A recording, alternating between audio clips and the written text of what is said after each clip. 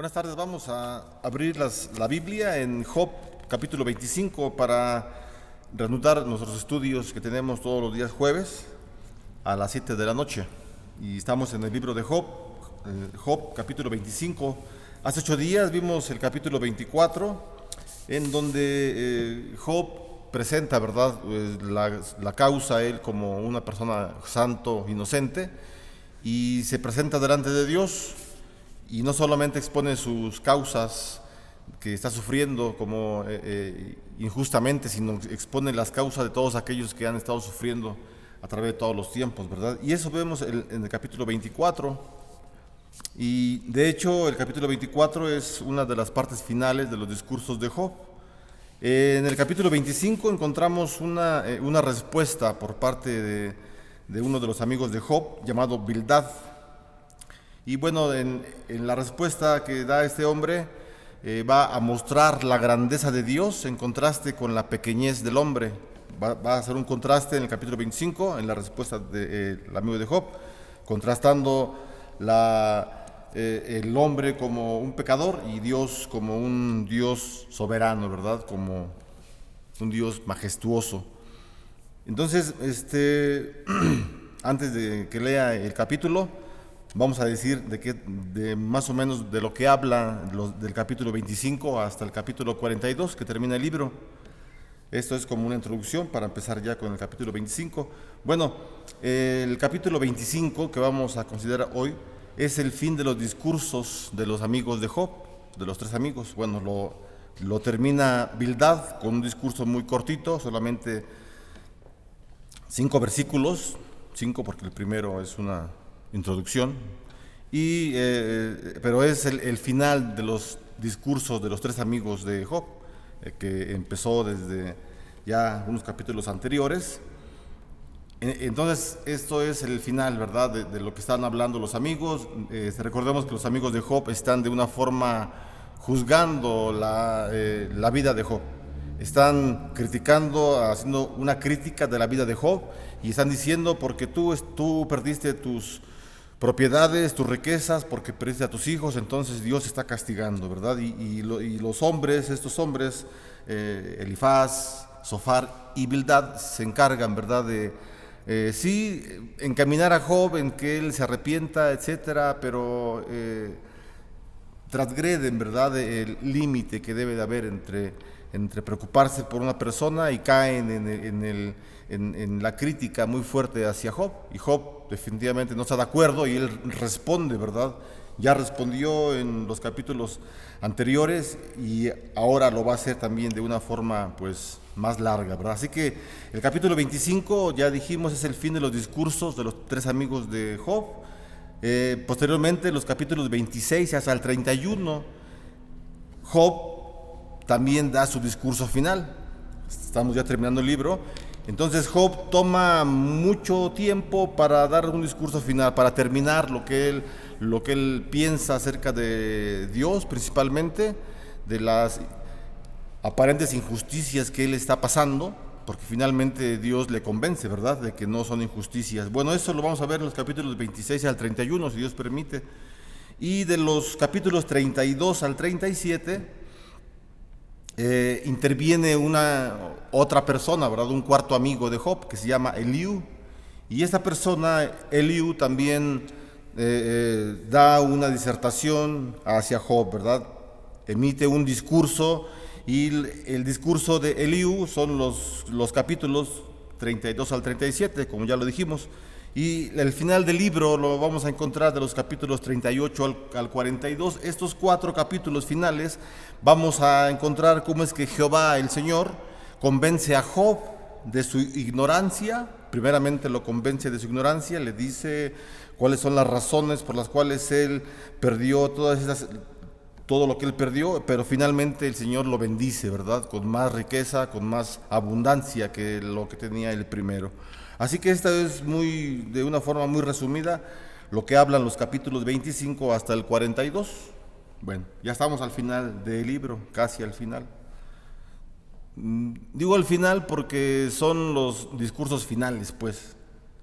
Pero todo es importante, pero la conclusión que hacen capítulo 38 al 42, es la voz del Señor hablando a Job y premiándolo por la fe que siempre él mantuvo, aunque poca fe, pero se fue alimentando, estuvo firme, erguida la fe, y a través de la confianza en el Señor, Job fue recompensado. Bueno, vamos a empezar después de esta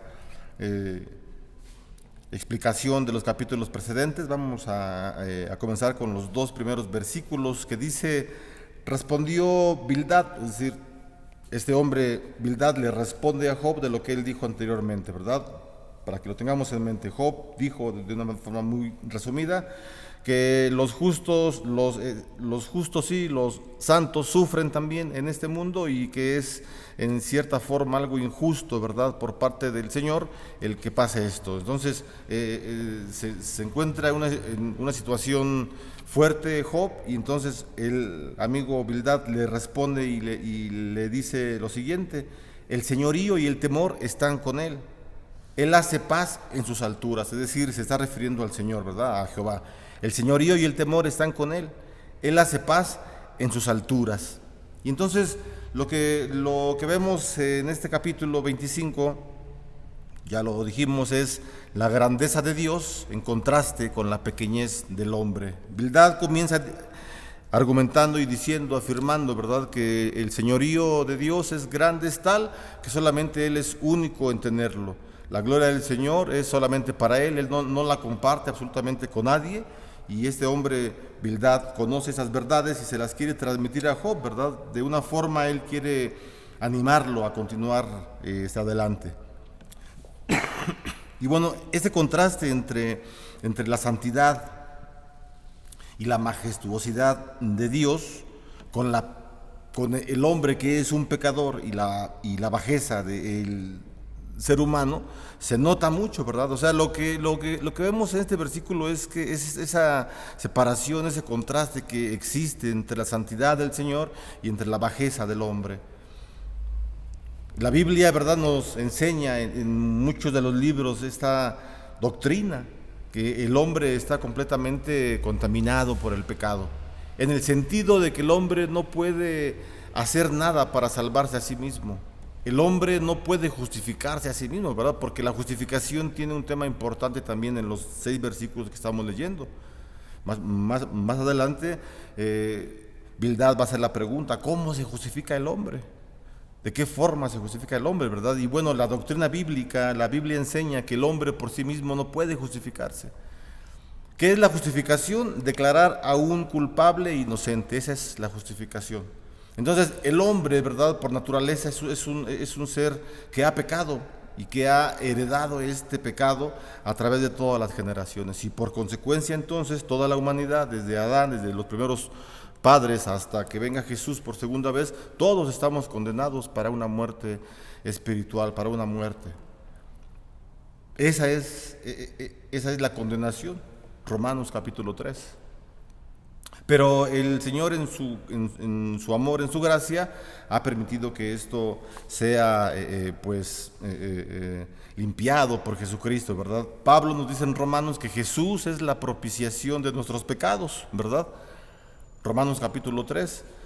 ¿Y qué es la propiciación? O sea, ¿qué es lo que significa esta palabra propiciación? Cuando dice Pablo, y Jesús es la propiciación para nuestros pecados.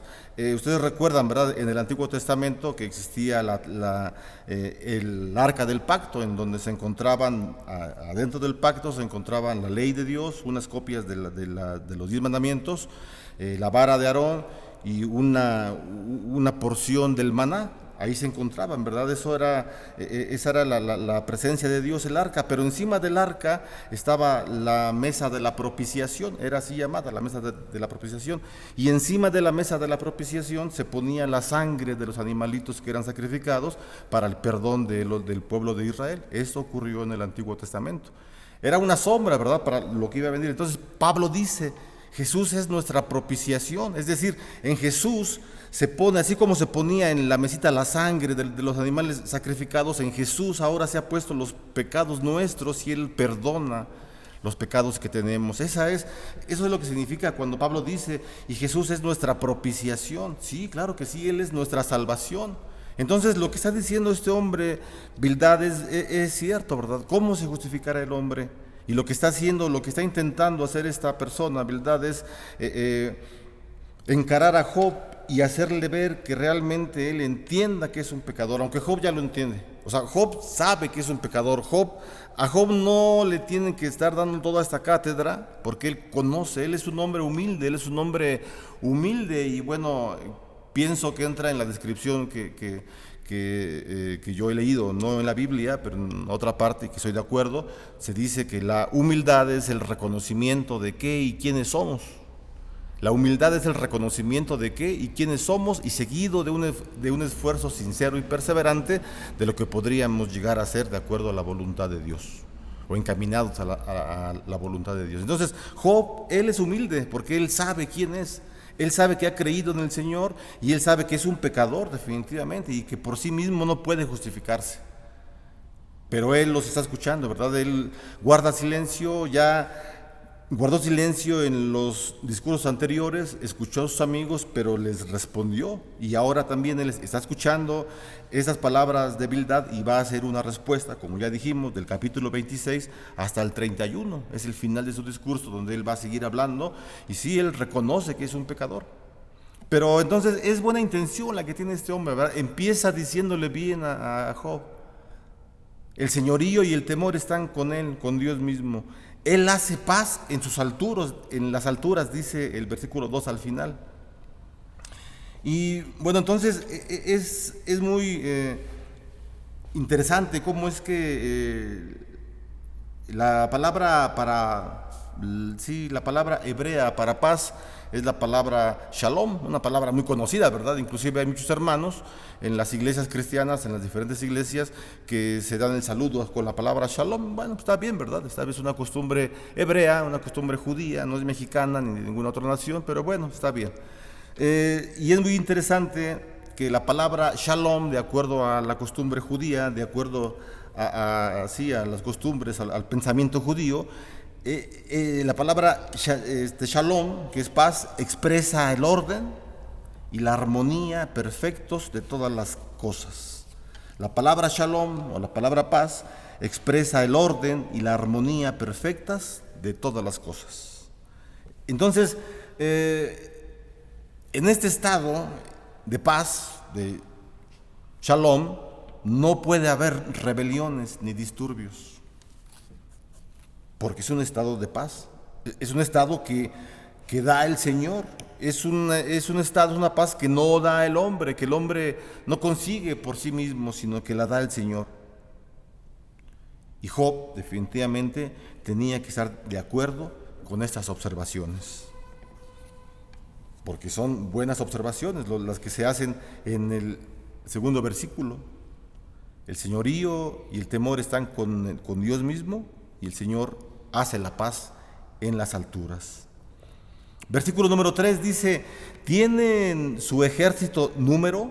¿Sobre quién no está su luz? Hace dos preguntas, ¿verdad? Entonces, este discurso presenta a Dios como un guerrero victorioso, ¿verdad? Porque está hablando que si el ejército de Dios tiene un número, entonces está hablando de un general, de un guerrero divino, del vengador, como le llaman los profetas, el vengador de su pueblo, del Señor que siempre está atento a lo que su pueblo necesita y no permite, ¿verdad?, que sigan injusticias, etcétera. Entonces, este discurso de este hombre, de Bildad, está presentando al Señor como un guerrero victorioso. Y no solamente las palabras que se escriben en el capítulo 25 no solamente están escritas ahí, sino que también el rey David posiblemente tomó esas palabras, ¿verdad? Porque, bueno, recordemos que el libro de Job es mucho antes que los salmos, mucho antes que los profetas, mucho antes que muchos libros. Se cree que el libro de Job está en igual de antigüedad que el libro de Génesis, o quizás se piensa que el libro de Job es más antiguo aún que el libro de Génesis. No estoy diciendo que Job es antes de la creación, ¿verdad? Obviamente que no. El libro de Génesis se escribió muchos años después de que la creación ya había estado, obviamente. Entonces, posiblemente el rey David conocía, ¿verdad?, En el Salmo número 24, usted puede ir ahí al Salmo 24, en el versículo 8, vamos a ver lo que dice el rey David referente a lo que estamos diciendo. Dice el Salmo 24, versículo 8, ¿quién es este rey de gloria? Jehová el fuerte y valiente, Jehová el poderoso en batalla. Entonces, todas esas personas, Job, los escritores de los libros históricos, de los salmos, los profetas, miraban al Señor como un guerrero victorioso, como un guerrero vengador del pueblo de Israel. Y entonces, hermanos, Dios también lo que hace es un guerrero que está atento a lo que su pueblo necesita, pero también lo que hace el Señor es que Él derrama sobre la humanidad el don de la luz. Eso es lo que dice, ¿verdad? No lo estoy diciendo yo, no lo estoy inventando. Eso lo dice el versículo número 3. En forma de pregunta, este hombre dice, ¿sobre quién no está su luz? De otra forma, ya lo dijimos, ¿verdad? Que Dios derrama sobre toda la humanidad el don de la luz. Y esto es interesante, ¿verdad? Porque solamente el Señor es el que nos permite que tengamos esta luz para poder vislumbrar lo que Dios quiere para nosotros, ¿no? Que está escrito ya en su palabra. Entonces, en esa pregunta que hace este hombre, ¿sobre quién no está su luz? Y aquí encontramos algo importante, ¿verdad? Porque tenemos un don que nos da el Señor, que es la luz, que es el entendimiento, que es la regeneración, que es el nuevo nacimiento. Entonces, hermanos, esto lo permite el Señor. Dice el Evangelio de Juan que el sacrificio de Jesucristo es suficientemente poderoso para salvar a todo el mundo, a toda la humanidad. Obviamente no todos han creído en Jesús, pero tiene el poder suficiente para salvar a toda la humanidad. Y si existieran otros mundos, también tiene el poder suficiente para salvar a toda la humanidad que exista aquí en la Tierra y en otros planetas, si es que existiera vida. No sabemos, ¿verdad? Pero no todos vieron esta luz. O sea, el don de la luz vino al mundo. Dice Juan también, a los suyos vino y los suyos no le conocieron. Vino a este mundo y aquellas personas que le recibieron, entonces han recibido este don importante. Y eso entonces nos puede maravillar porque tenemos este don de la luz que el Señor nos da, que Él solamente es el que nos da. Y bueno, lo que estamos diciendo acerca de la luz que da vida, también lo podemos compaginar, ¿verdad?, con las primeras palabras que Dios pronunció en la Biblia, que fueron, sea la luz, en Génesis capítulo 1, versículo 3. Así que la luz es útil para la vida del hombre, es útil. Casi nada florece en la oscuridad. Sí, las semillas se entierran, 20 centímetros, 30, depende del fruto, pero estaba oscuro y ahí empieza a germinar, pero no florece. Florece cuando está ya en el exterior y cuando la luz le toca a la planta. Así que en la oscuridad casi nada florece, o nada florece. Es necesaria la luz para que haya en nosotros vida, ¿verdad? Este hombre, Bildad, le está hablando a Job acerca de la luz. Y bueno, finalmente en los versículos del 4 al 6 también encontramos la vileza del ser humano opuesta a la majestad de Dios. Y lo que usa este hombre, Bildad, usa expresiones que se refieren a la perversidad humana. Por ejemplo, usa la palabra hombre, ¿verdad? Vamos a leer el versículo 4 al 6. ¿Cómo pues se justificará el hombre para con Dios y cómo será limpio el que nace de mujer?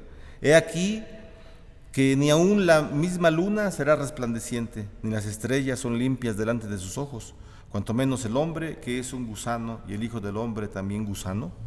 Entonces, se están usando, encontramos estas palabras o expresiones que se refieren a la perversidad humana, y la expresión hombre en el original hebreo, esta palabra lo que enfatiza es la debilidad, la fragilidad y la naturaleza del ser humano, ¿verdad? Esa es la palabra Adam lo que significa es humanidad. Eso significa el nombre de Adán, humanidad. Y Adán fue hecho precisamente del barro, ¿verdad? De algo débil, de barro, de agua, de algo débil, de algo creado. Y entonces para los hebreos escuchar la palabra Adán, sí, se refería a toda la humanidad, pero estaban incluidas estos calificativos, que era débil, que era frágil. Y esta es la naturaleza que tiene el hombre, ¿verdad? Débil, frágil. El Salmo 90 nos dice, el hombre es como la hierba del campo, en la mañana florece y crece, y en la tarde es cortado y se seca, y es echado a la lumbre y se quema. Y así es el hombre, ¿verdad? Entonces, está usando estas palabras, estas expresiones, para reafirmar que el hombre en su naturaleza es pecaminoso. O sea, Bildad está usando estas palabras para que Job, supuestamente, Bildad las entienda, pero ya dijimos, Job lo sabe. Pero bueno, quizá muchos de nosotros no lo sabemos, o no lo sabíamos, lo estamos conociendo. Otros ya lo sabíamos, lo estamos reafirmando. Así que la otra expresión que se refiere a la perversidad humana que usa Bildad es la frase que dice el que nace de mujer, ¿verdad? El versículo 4 al final dice, ¿y cómo será limpio el que nace de mujer? Entonces también esta expresión es muy parecida, ¿verdad?, a las palabras del versículo 6, en donde dice hijo del hombre. Ya dijimos que es la palabra Adán. Entonces esas expresiones, el que nace de mujer, que se está refiriendo obviamente a Eva, ¿verdad? En los primeros tres capítulos de Génesis encontramos que Dios se refiere a Eva con la palabra mujer. Y es hasta el capítulo 4 de Génesis que ya encontramos el nombre propio de esta mujer, que es Eva. Entonces cuando Bildad dice, ¿verdad?, que es el que nace de mujer y el hombre, entonces está refiriendo, esas expresiones tienen que ver con los primeros padres que pecaron. Entonces, como lo dijimos al principio, heredamos toda esta naturaleza pecaminosa. Esto es lo que enseña la Biblia, que el hombre está completamente corrompido para su salvación espiritual. No estamos diciendo que el hombre haga siempre todas las cosas malas, no. Hay muchos cristianos, hay muchos hombres, mujeres que no son cristianos, que no van a ninguna iglesia y son muy buenas personas. No estamos hablando, cuando hablamos de que el hombre está corrompido completamente, no estamos hablando que la persona está inhabilitado para hacer cosas buenas, no. Estamos hablando que el hombre por sí mismo no puede encontrar una salvación ni una relación con Dios. Tiene que obrar el Espíritu Santo en la vida de ese hombre. A eso nos referimos con que el hombre está corrompido completamente. Y es una doctrina muy importante en la Biblia, en la Escritura, porque a través de toda la Biblia nos los enseña, ¿verdad? Romanos capítulo 3, lea todo el capítulo. Nos habla de la corrupción del hombre. Entonces, estas expresiones, ¿verdad?, que estamos diciendo, el que nace de mujer y hombre, también sugieren que el ser humano se encuentra sujeto a la muerte. Ambos pecaron, ¿verdad? Tanto Adán como Eva pecaron. Y entonces para recalcar la extrema ruindad del hombre, para recalcar que el hombre es un ruin, Bildad termina diciendo que el hombre, es tan solo un gusano lleno de corrupción. Eso dice, ¿verdad? Dice el versículo 6, cuanto menos el hombre, que es un gusano, y el hijo de hombre, también gusano. Entonces, como conclusión de lo que está hablando Bildad en este capítulo 25, vemos que este hombre, Bildad, enfatizó la pecaminosidad general del hombre, haciendo un llamado a Job a confesar sus pecados con la debida humildad. Y está bien, ¿verdad?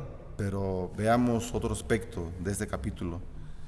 Hermanos, es mucho más fácil censurar a otras personas que hacen que cometen pecados, ¿verdad? Es mucho más fácil ver la maldad en otras personas que hacer un inventario propio de nuestros defectos y pecados.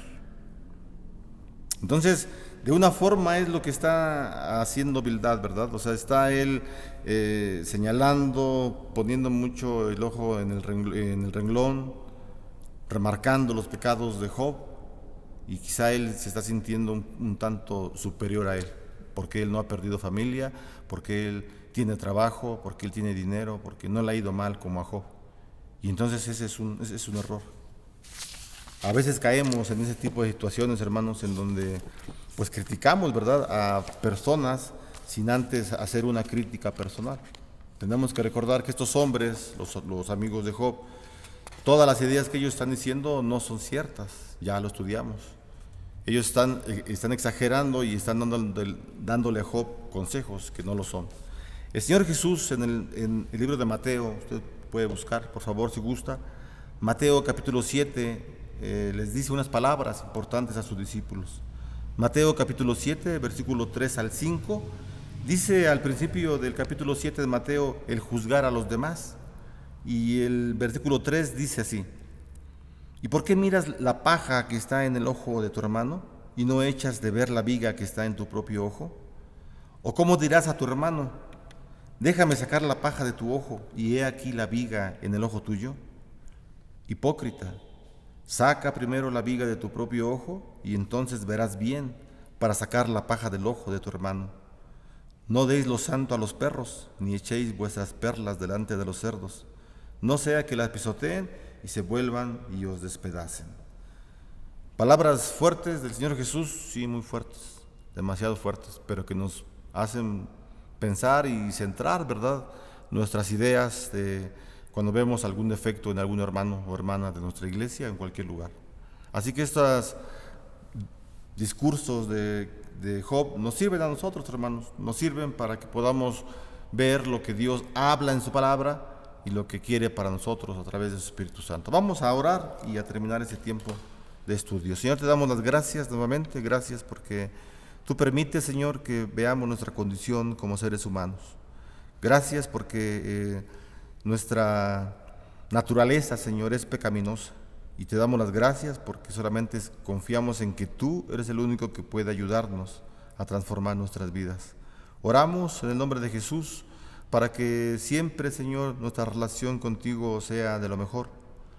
Perdona los pecados que hemos hecho, Señor, y también ayúdanos a no observar los pecados que los demás hermanos hacen o las demás personas cometen, Señor, sino que estemos centrados en cumplir tu voluntad y en estar bien, Señor, contigo y con el prójimo. Te lo pedimos, Señor, porque nuestra carne es débil, porque somos pecadores y porque necesitamos la luz que da tu Espíritu Santo. Que la gracia del Señor Jesucristo, el amor de Dios y la comunión con su Espíritu Santo sean hoy y siempre con cada uno de ustedes y sus familias. Amén. Que el Señor les bendiga.